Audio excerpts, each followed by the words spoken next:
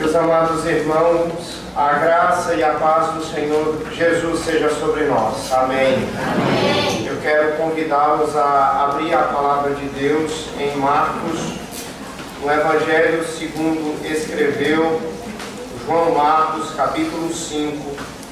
Nós leremos do versículo 21 ao versículo 43.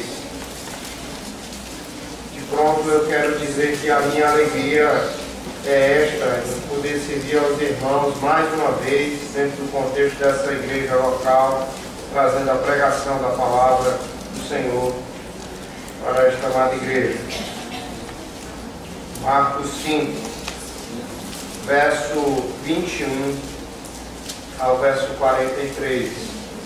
E eu quero pedir encarecidamente para que você, à medida em que você encontrar o texto, você se coloque novamente em pé, para lermos a palavra do Senhor nesta película. Marcos 5, versículo 21 ao versículo 43.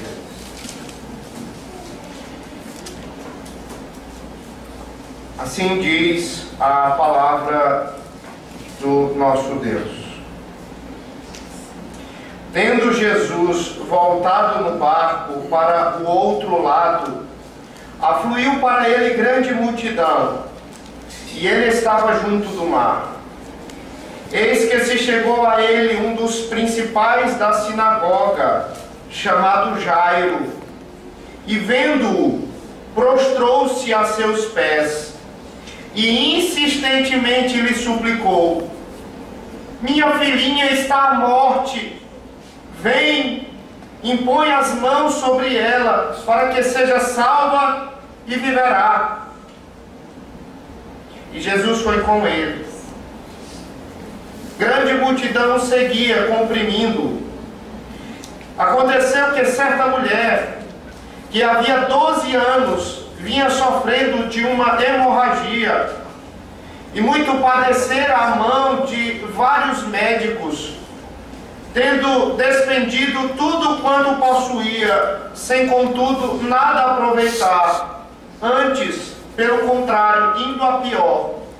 Tendo ouvido a fama de Jesus, vindo por trás dele, por entre a multidão, tocou-lhe a veste, porque dizia: se eu apenas lhe tocar as vestes, ficarei curado. E logo se lhe estancou a hemorragia, e sentiu no corpo estar curada do seu flagelo. Jesus, reconhecendo imediatamente que dele saíra poder, virando-se no meio da multidão, perguntou: quem me tocou nas vestes? Responderam-lhes seus discípulos: vês que a multidão te aperta e dizes: quem me tocou? Ele, porém, olhava ao redor para ver quem fizera isso.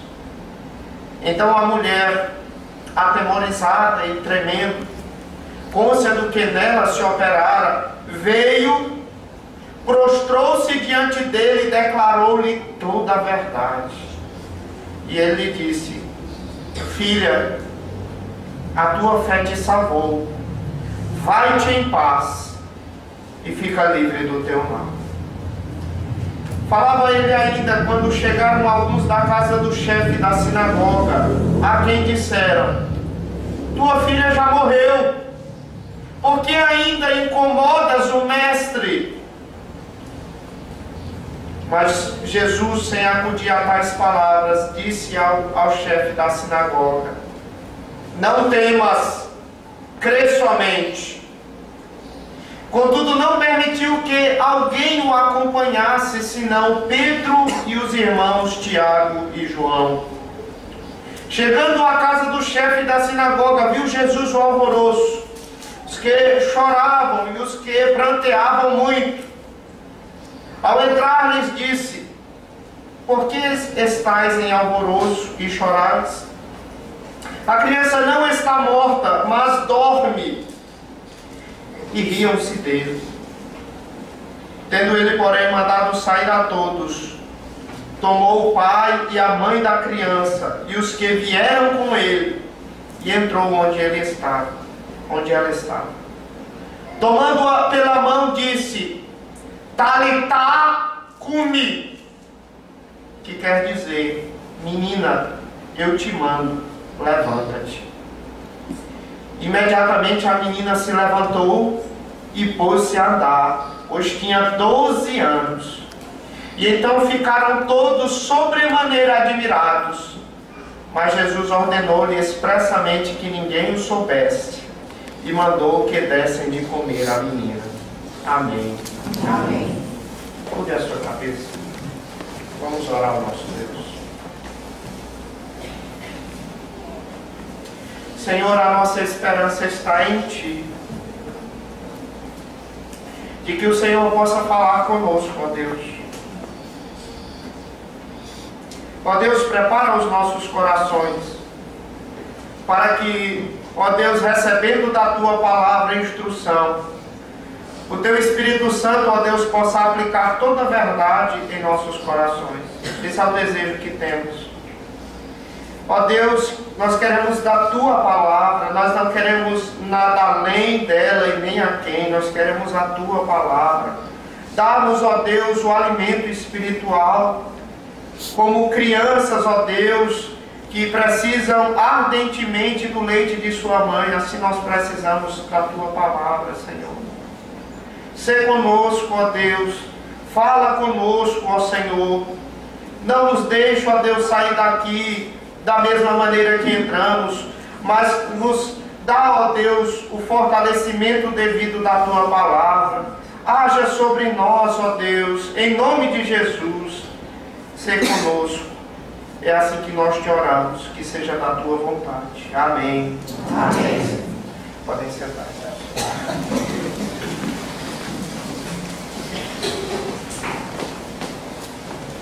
O livro de Provérbios já dizia que a esperança que se adia faz adoecer o coração, mas o desejo cumprido é a árvore da vida. Quando você deseja algo, quando você planeja algo, quando você sonha com algo e esse algo não acontece, via de regra o seu coração adoece, porque nós não gostamos de esperar. Nós não gostamos de esperar, meus irmãos. Para nós, muitas vezes, uma hora é muito tempo. Para nós, um dia é muito tempo.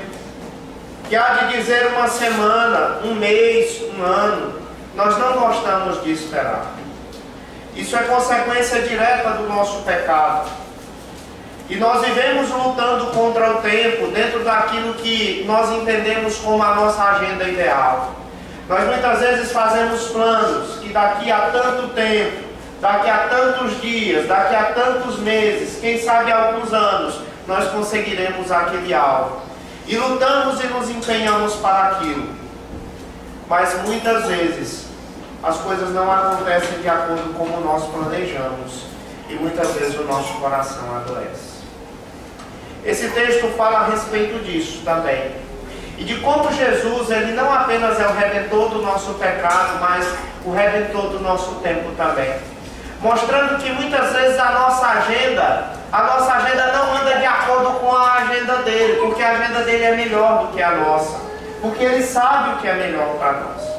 E eu quero pedir para que você volte os seus olhos, para que nós vejamos aqui a história de dois personagens muito importantes que ilustram essas verdades e que trazem profunda esperança para os corações aflitos que lutam com esse pecado da ansiedade.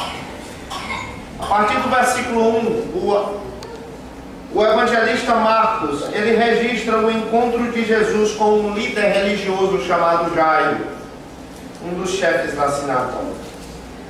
Vamos começar então a leitura do versículo 21.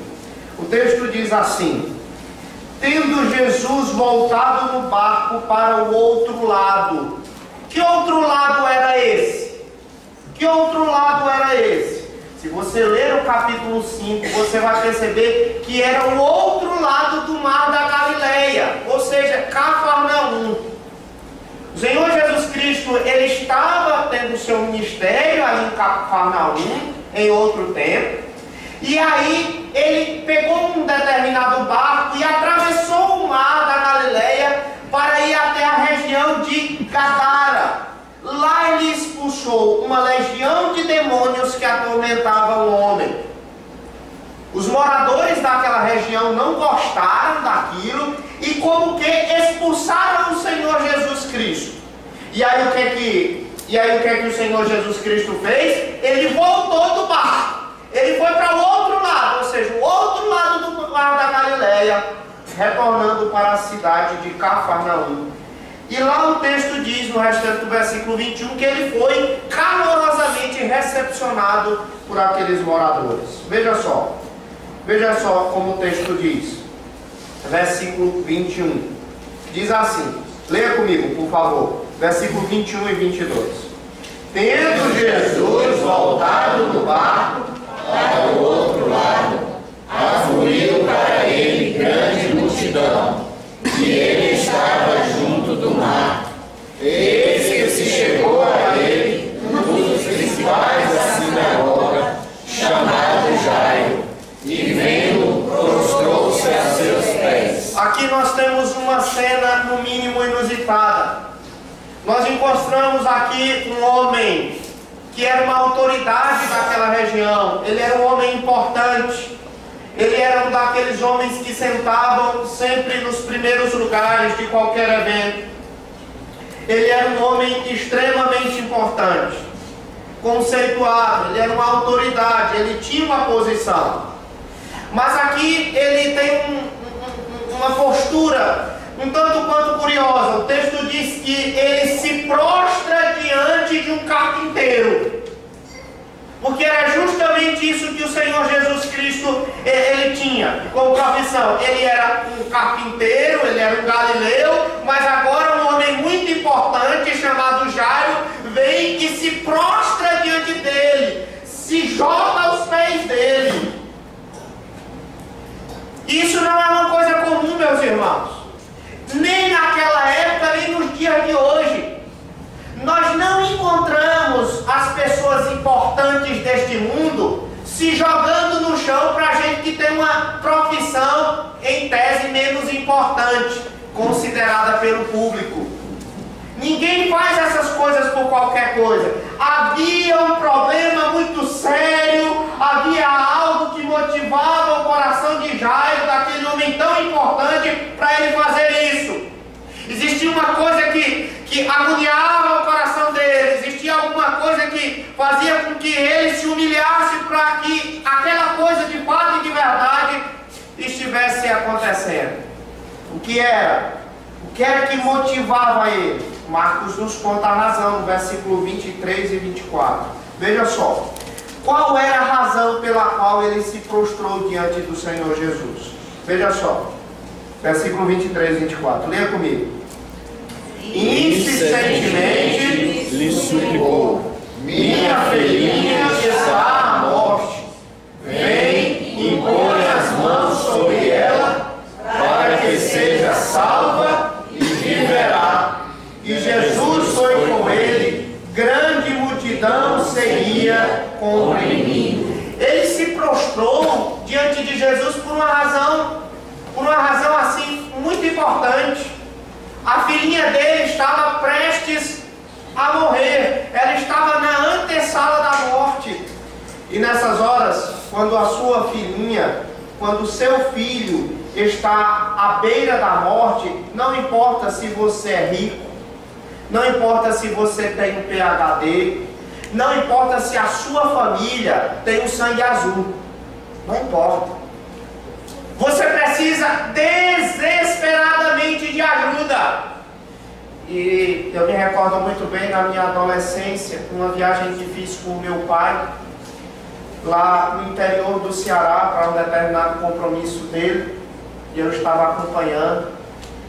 E E o meu pai, antes de nós retornarmos para casa, ele resolveu passar no posto de saúde de uma localidade, de uma zona rural lá, para ele tomar uma vacina ou uma injeção, não me recordo bem. E quando nós fomos no posto de saúde,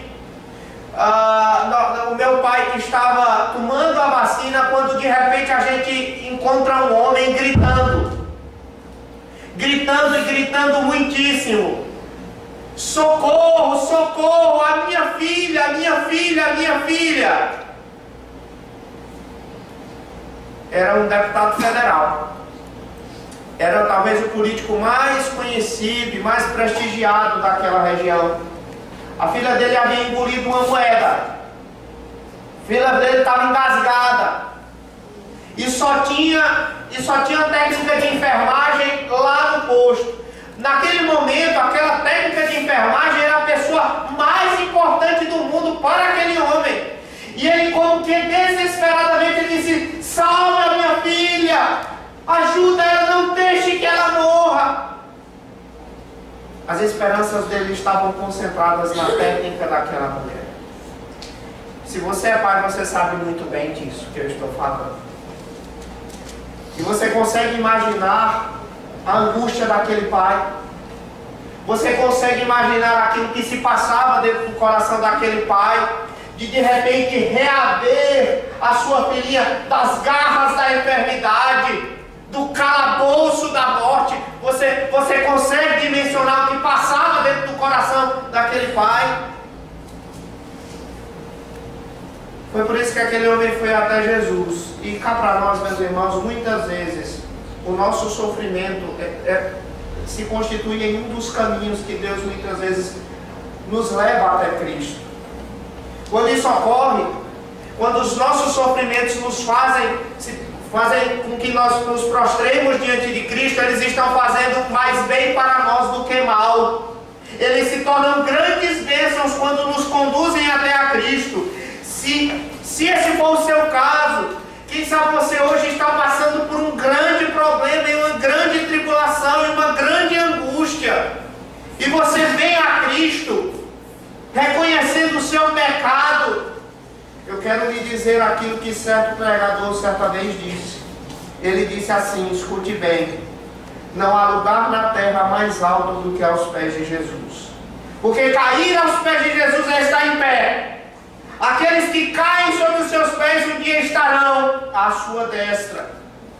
Então você pode se humilhar diante de Cristo, falando a respeito da sua debilidade, do seu pecado. Você pode falar quem de fato você é, que você não passa de pó e que você só tem a sua esperança nele e por ele. E foi assim que Jairo fez. Jairo, ele pede para que Jesus vá ao encontro da sua filha. E Jesus então, juntamente com Jairo e seus discípulos, se apressam até aquela casa. E aí a multidão acompanha, não é? A multidão quer ver outro milagre, a multidão quer ver outro prodígio. E aí veja só o que aconteceu no versículo 25 e 26. Aconteceu um imprevisto no meio daquela viagem. Leia comigo, versículo 25 e 26. Enquanto eles iam na pressa por causa da doença da menina, veja só, versículo 25. Aconteceu que certa mulher que havia 12 anos vinha sofrendo de uma hemorragia e muito padecera a mão de vários médicos, tendo despendido tudo quanto consumia, sem contudo nada aproveitar, antes pelo contrário, indo a pior. Durante a caminhada, surge então um imprevisto. Havia um compromisso não agendado. Não furou um pneu, não foi o trânsito, não foi outra coisa. Uma mulher sofrendo de hemorragia, há 12 anos estava no meio daquela multidão.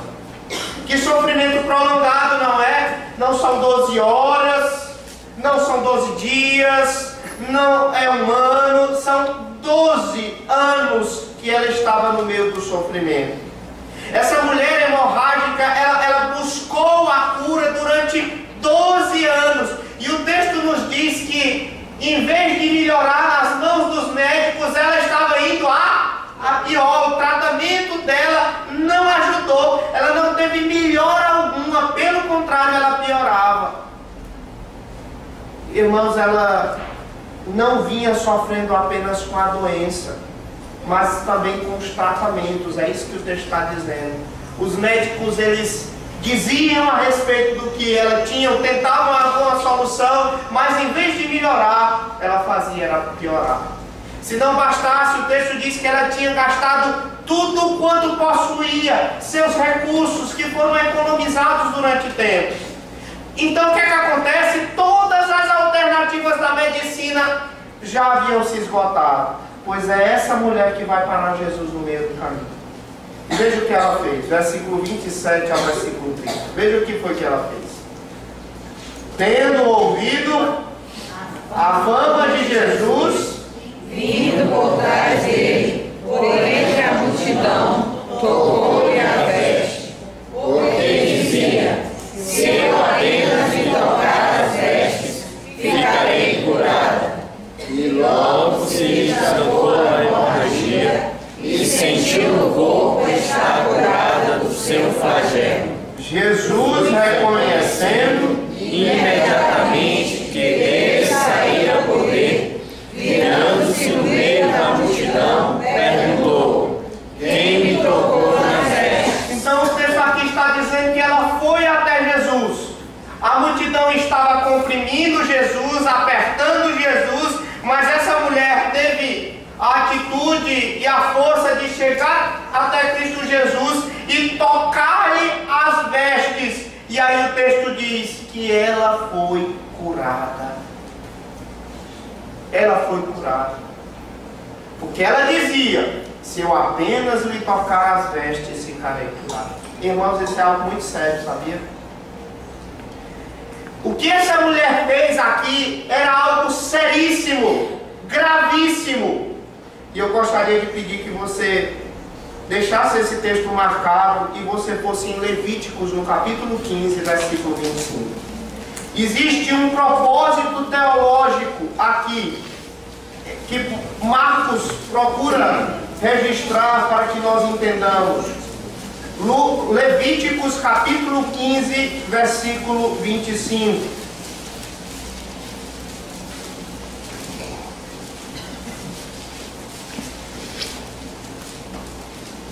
Leia comigo, por favor. Levíticos 15, 25. Também a mulher, quando mandar fluxo do seu sangue, por muitos dias, fora do tempo da sua menstruação, ou quando tiver fluxo do sangue por mais tempo do que o acostumado, todos os dias do fluxo será imunda, como nos dias da sua menstruação. Você está entendendo aqui o contexto? Aquela mulher, ela foi até Cristo quando ela estava há 12 anos cerimonialmente impura. Ela estava impura, porque o sangue no Antigo Testamento, ele simboliza a vida. À medida em que aquela mulher ela perdia sangue, era como se a vida se esvaísse do seu corpo. Aquela mulher, em outras palavras, ela estava morrendo aos poucos. Era um cadáver ambulante. E a lei cerimonial do Antigo Testamento dizia que as mulheres com fluxo de sangue assim não poderiam tocar em ninguém. Por quê? Porque elas transferiam a sua impureza. Então é justamente isso aqui que o texto está falando. O texto aqui está nos dizendo que aquela mulher, ela estava impura. Ela estava passando por uma grande impureza. Ela não estava bem. Ela não podia tocar nada. Nem pessoas, nem utensílios, nem qualquer outra coisa. Porque se ela assim fizesse, estas pessoas e estas coisas, elas ficariam impuras também. Isso era um grande sofrimento, irmãos. Eu quero dar um exemplo.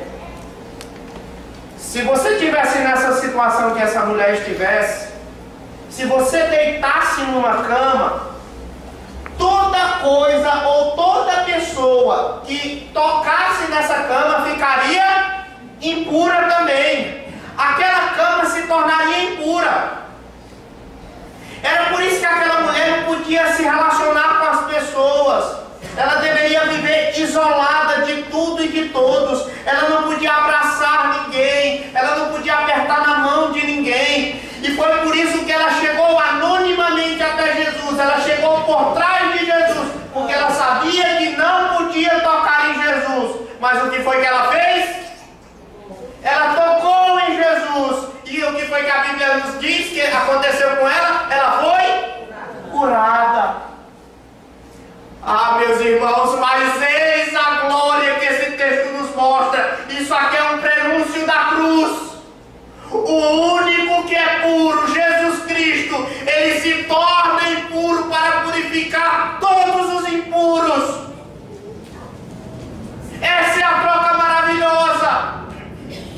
Nós somos impuros pelos nossos pecados, mas aquele que é o único puro, ele sobe até o madeiro para se tornar impuro, para que nós impuros sejamos purificados de todo pecado. E a Bíblia diz que ela tem fé, ela confiava que ele, se ela pelo menos tocasse nele, ela seria então salva. Então, pela fé, meu amigo, no único que é puro, você que é impuro, você pode se purificar. O justo é justificado, o injusto é justificado, o pecador é perdoado naquele que pode de fato e de verdade perdoar e justificar o pecador, o Senhor Jesus Cristo. E aí a Bíblia diz que logo quando aquela mulher toca em Jesus, Jesus sente que dele sairá poder. Jesus Cristo, ele sentiu uma sensação de fraqueza, de que algo havia saído dele. Ele sabia que houvera uma cura ali. Ele sabia que havia de alguma forma levado o poder e transmitido o poder para alguém ganhar. E aí ele para aquela pequena comitiva e ele quer saber quem foi que lhe tocou. Ele pergunta: eu quero saber quem me tocou. Veja comigo o versículo 30. Bote os seus olhos para Marcos 5. Versículo 30 até o versículo 34. Leia comigo. Responderam-lhe. Aliás, versículo 30. Jesus, reconhecendo imediatamente que dele saíra poder, virando-se no meio da multidão, perguntou: quem me tocou nas vestes? Responderam-lhe seus discípulos: vês que a multidão te aperta e dizes: quem me tocou? Ele, porém, olhava ao redor para ver quem fizera isto. Então a mulher, atemorizada e tremendo, com ânsia do que nela se operara, veio, prostrou-se diante dele e declarou-lhe toda a verdade. E ele lhe disse: filha, a tua fé te salvou. Vai-te em paz e fica livre do teu mal. Veja só, quando o Senhor Jesus Cristo descobre a pessoa que fora curada pelo poder que dele saía, ele para conversar com ela. Ele não tem pressa. Enquanto o pai da menina, que estava enferma, muito provavelmente estava ansioso, angustiado, o Senhor Jesus Cristo para conversar com aquela mulher que havia sido curada, e ele quer que ela conte toda a verdade. Ele queria saber toda a história dela, tudo o que havia acontecido. Ele não está com pressa. Imagine então a ansiedade daquele pai com tudo isso. Imagine a irritação dos discípulos. E o Senhor Jesus Cristo calmo. O Senhor Jesus Cristo paciente. Mas aquela mulher, depois de 12 anos, ela enfim estava recebendo atenção. Ela enfim estava recebendo o carinho e a consideração de alguém. E aí o Jesus Cristo, ele conversa com essa mulher. Ele conversa com ela. E em vez de ir diretamente para a casa de Jairo.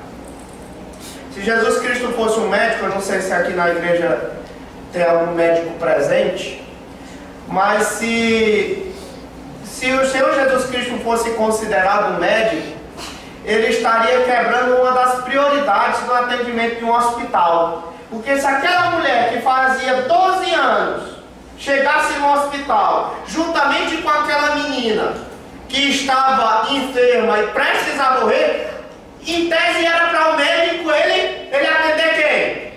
A menina. Porque a menina estava numa situação mais grave. Mas o Senhor Jesus Cristo, o que é que ele faz? Ele é um médico diferente. Ele vai atender quem primeiro? Ele vai atender primeiro aquela mulher. Isso não faz sentido para nós, não é? Isso parece ser, até para algumas pessoas, irracional. Isso parece ser uma atitude negligente. Se Jesus Cristo fosse um médico, ele estava à mercê de um processo aqui, não é? Ser processado na justiça. Mas o Senhor Jesus Cristo, ele não é imprudente. O Senhor Jesus Cristo, ele não é negligente. Ele é santo e perfeito. E o que é que ele está fazendo? A garotinha precisa de ajuda. Mas ele sabe o momento certo. Embora os discípulos estivessem pedindo: Senhor, o que é que você está fazendo? Vamos lá, corra. A garotinha precisa agora de ajuda. Jesus, ele não se apressa. E ele permanece conversando com a mulher. E aí, quando ele conversa com a mulher, acontece aquilo que Jairo mais temia. Veja só, versículo 35. Veja o que Jairo mais temia. Falava Jesus ainda quando chegaram alguns da casa do chefe da sinagoga, a quem disseram: tua filha já morreu, porque ainda incomodas o mestre. Imagine Jairo agora.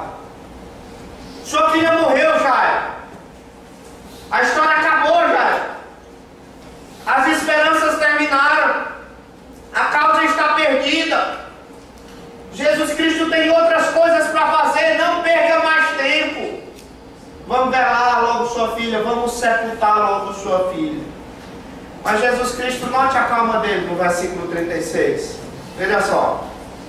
Mas Jesus, sem acudir a tais palavras, disse ao chefe da sinagoga: não temas, crê somente. Isso é uma coisa difícil, não é? Se já era difícil crer enquanto a filha dele estava viva, crer agora enquanto a filha estava morta era mais difícil ainda, não é? Mas Jesus Cristo está dizendo para Jairo: Jairo, confie em mim, Jairo. Seja paciente, Jairo.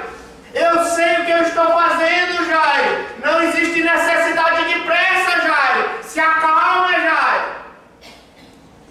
E você sabe que cada cultura tem mais ou menos a sua noção de tempo, não é? Cada cultura tem uma ideia diferente daquilo que é tempo certo. E isso acontece muitas vezes em alguns encontros especiais. Eu morei em Garanhuns, no Pernambuco, durante um ano. E quando eu morava lá, eu fui convidado para um casamento de uma amiga minha, em uma daquelas igrejas lá. Ela havia feito um intercâmbio na Inglaterra e lá conheceu um rapaz na igreja em que ela se congregava. E aí resolveram casar, e o casamento ia ser aqui no Brasil. Então, o que aconteceu? Chegou o convite, chegou o dia das festas, chegou o noivo, chegou a família do noivo, e a igreja estava belíssima para a noite do casamento. O casamento estava agendado para 7 horas da noite. E aí, de um lado, estava a família do noivo e os convidados da família do noivo, e de outro lado estava a família da noiva e os seus devidos convidados. E ele estava lá. E deu 10:07, a noiva não chega, o noivo já estava lá. Das 7 horas, a noiva não está lá. Das 7:30, a noiva não está lá. Das 7:40, a noiva não está lá. E aí, o noivo já estava todo vermelho igual um camarada, suando, um horror. Ele começou a olhar para o relógio, a família do noivo começou a olhar um para o outro, será se vem, será se vem, será se vem? Porque os ingleses, eles são muito pontuais. Eles não esperam que uma noiva chegue no tempo certo. Aqui no Brasil, que a noiva chega no tempo certo depois de 30 minutos, né? Geralmente isso, né? Para nós 30 minutos de atraso é o tempo certo da noiva. Mas para ele não. Para ele era 7 horas.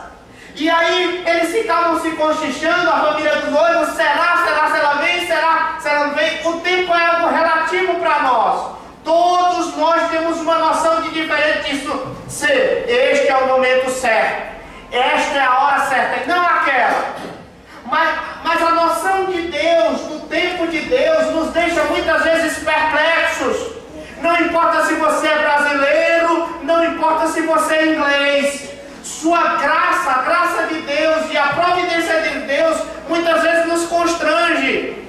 Porque Deus não nos age, não age em nós de acordo muitas vezes com a nossa agenda. Deus sabe o tempo certo. E quando Jesus olha para Jairo, ele diz assim para Jairo: Jairo, não tema. Não tema por causa dessa notícia. Por causa que as pessoas estão dizendo para você me deixar em paz, para não me importunar. Não temas, crê somente. E quando o Senhor Jesus Cristo ele diz isso para Jairo, é como se ele dissesse para você. Vocês se lembram quando eu acalmei a tempestade? Vocês se lembram quando eu disse: não andeis ansiosos por coisa alguma? Vocês lembram? Creiam em mim. A minha graça e o meu amor são compatíveis com aquilo que você acha que são atrasos. Mas não são. É justamente porque eu amo vocês, é justamente porque eu quero derramar a minha graça sobre vocês, que eu não ajo na sua agenda. Eu não ajo de acordo com o seu relógio, não de acordo com o seu calendário, mas de acordo com a minha santa e perfeita vontade. Eu não me deixarei apressar, não porque eu não amo vocês, mas é justamente porque eu amo, que eu não vou me apressar.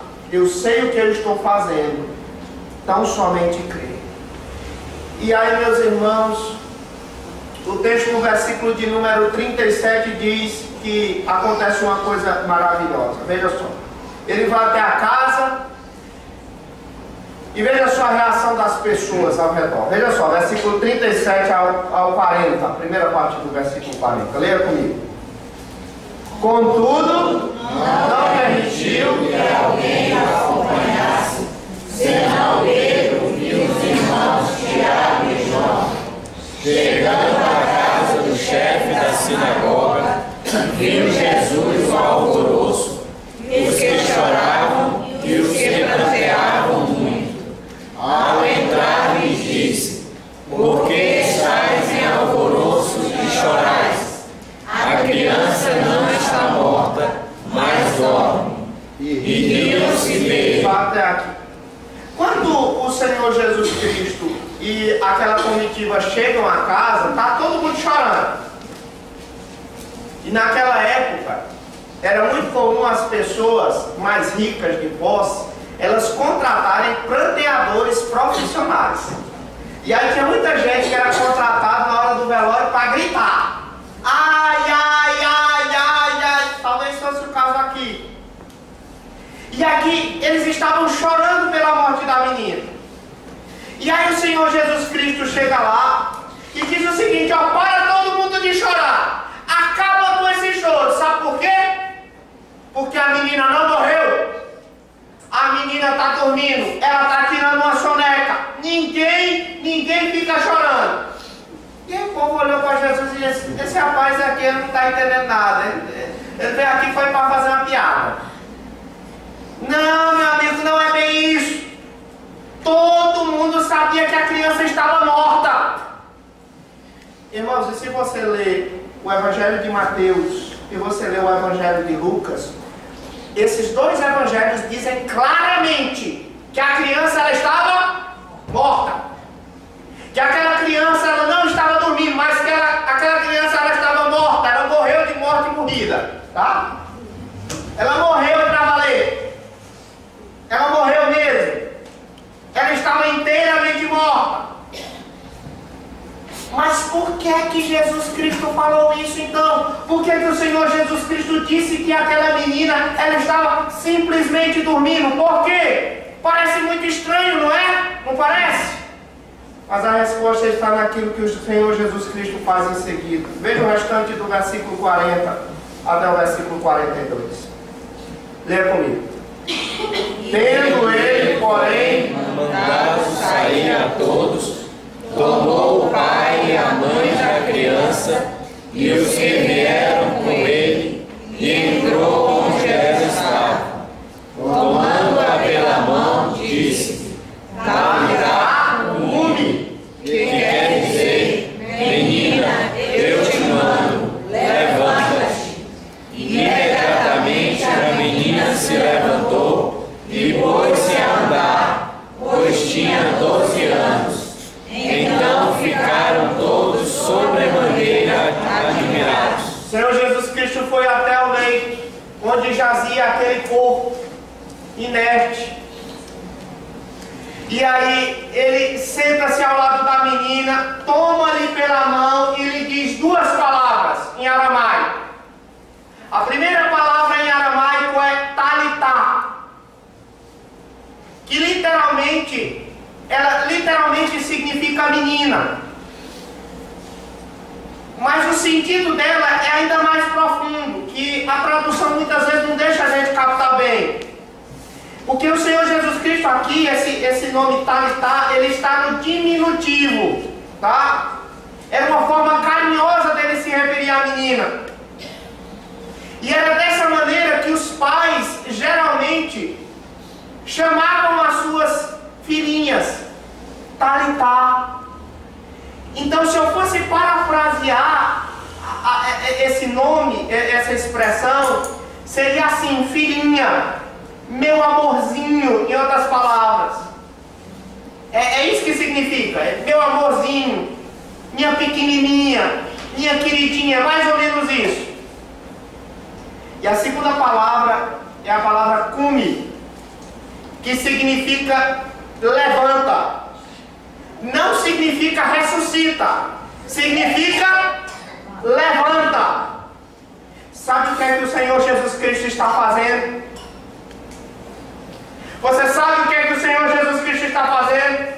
Ele está fazendo aquilo que eu faço praticamente todas as manhãs com a minha filha. Eu vou até o quarto dela, como fiz nessa manhã. Eu sento do lado dela, eu pego a mãozinha dela e digo assim: meu amor, meu amorzinho, é hora de levantar. Levanta, meu amor. E o que é que ela faz? Ela se levanta. Você sabe o que é que o Senhor Jesus Cristo está fazendo aqui? Ele está enfrentando a morte.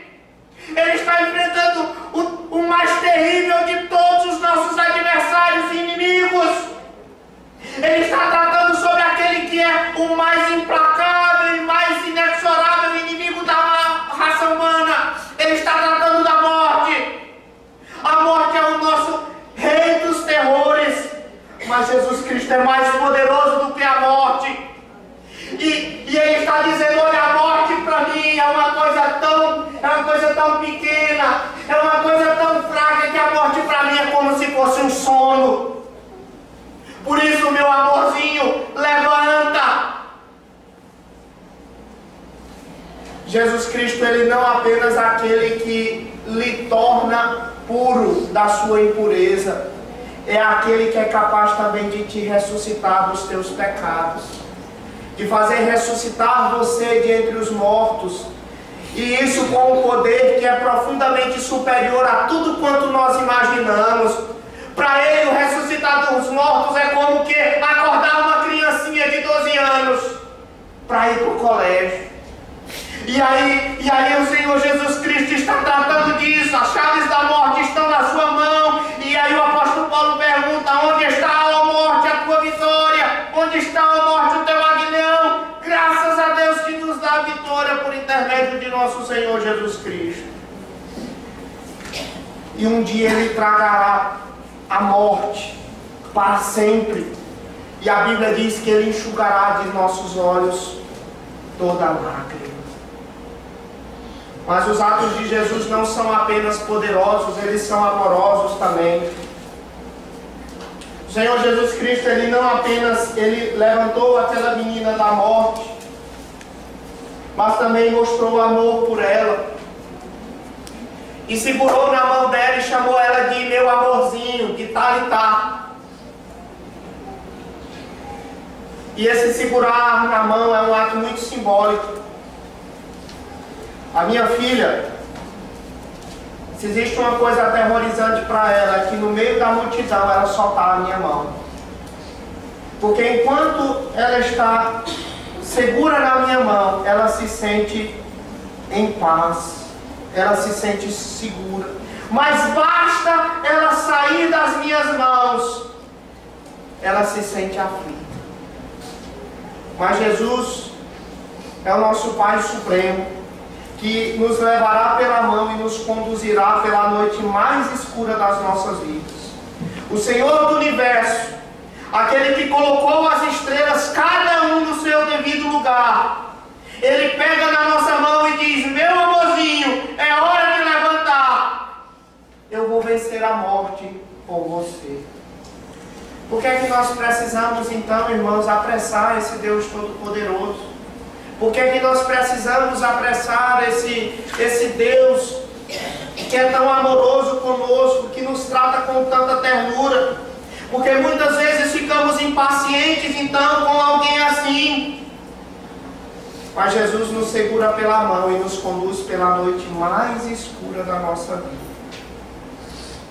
Mas eu gostaria de pedir para novamente você deixar esse texto marcado e ir para Números, no capítulo 19, versículo 11. E eu encerro por aqui. Números 19, 11. Existe também um motivo teológico aqui. Números 19, 11.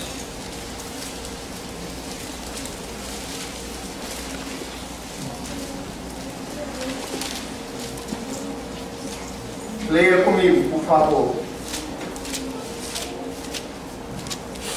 Aquele que tocar em algum morto, cadáver de algum homem, imundo será 7 dias. Quando o Senhor Jesus Cristo tocou naquela menina, o Senhor Jesus Cristo estava fazendo uma coisa que Ele não deveria fazer, cerimonialmente falando. Ele estava se tornando impuro. Mas é justamente isso que o Evangelho faz. É justamente isso que o Evangelho significa. Aquele que é puro, aquele que tem a vida em si mesmo, ele vai ao encontro do impuro, daquele que é morto em seus pecados. E o que é que ele faz? Ele dá a sua vida para que nós tenhamos vida. Ele morre, ele se torna impuro para que nós tenhamos vida nele. Jesus Cristo não é apenas o Redentor do nosso tempo, daqueles planos que muitas vezes nós fazemos e não acontecem na nossa agenda. Ele é o Redentor dos nossos pecados e o Redentor da própria morte. Ele é muito mais poderoso do que você imagina. Quem sabe você nessa noite você está impaciente. Quem sabe você veio nessa noite para cá se sentindo como se Deus estivesse esquecido de você e que Ele está atrasando a sua vida. E aí você está pensando em desistir. E esse texto nos convida a confiarmos em Deus, nesse Deus que nos salvou e nos justificou dos nossos pecados. Porque existem coisas que nós não sabemos, mas que Deus sabe. E que Ele diz: calma, calma, tão somente crê em mim. Eu não conheço os caminhos que Deus me conduz, mas eu conheço bem o meu guia, disse certo autor. O fato é que quando nós vamos até Jesus em busca de ajuda, nós recebemos muito mais do que nós muitas vezes pedimos. Jairo estava justamente procurando Jesus por uma cura, mas o que foi que ele ganhou? Jairo procurou Jesus procurando uma cura, e ele ganhou muito mais do que a cura. Ele ganhou uma ressurreição. Aquela mulher que estava enferma, ela procurou Jesus por causa de uma cura também. E o que foi que ela ganhou? Ela ganhou muito mais do que aquilo. Ela ganhou a salvação dos seus pecados. Eu queria então dizer para você que Deus, Ele faz infinitamente mais do que tudo quanto pedimos ou pensamos, conforme o seu poder que opera em nós. Espere em Deus, aguarde em Deus. Se você está em aliança com Ele, se Ele morreu pelos seus pecados, e se Ele promete para você te ressuscitar para uma vida eterna, Ele tem os tempos certos para agir em sua vida. Que Ele nos ajude. Amém. Amém. Curve a sua cabeça, vamos orar. Senhor Deus, nós queremos nesse momento, Senhor, reconhecer que nós precisamos da Tua ação sobre nossas vidas. Nós muitas vezes estamos, ó Deus, insistentes. Muitas vezes, ó Deus, nós estamos passando por dificuldades em lidar com a nossa ansiedade.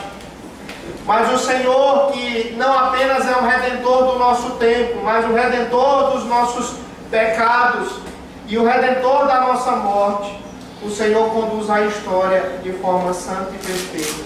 Ajuda-nos, ó Deus, a se aquietar em Ti nessa noite. Ajuda-nos, ó Deus, a reclinar a cabeça sobre o nosso travesseiro e dormirmos em paz e seguro, porque o Senhor cuida de nós. Em nome de Jesus, sê com o Teu povo aqui e de acordo com a Tua providência, ó Deus, age em seu favor. Nós Te louvamos, porque cremos que todas as coisas cooperam para o bem daqueles que Te amam, e nós confiamos nessa verdade. Que seja assim, portanto, a oração que fazemos em nome de Jesus. Amém.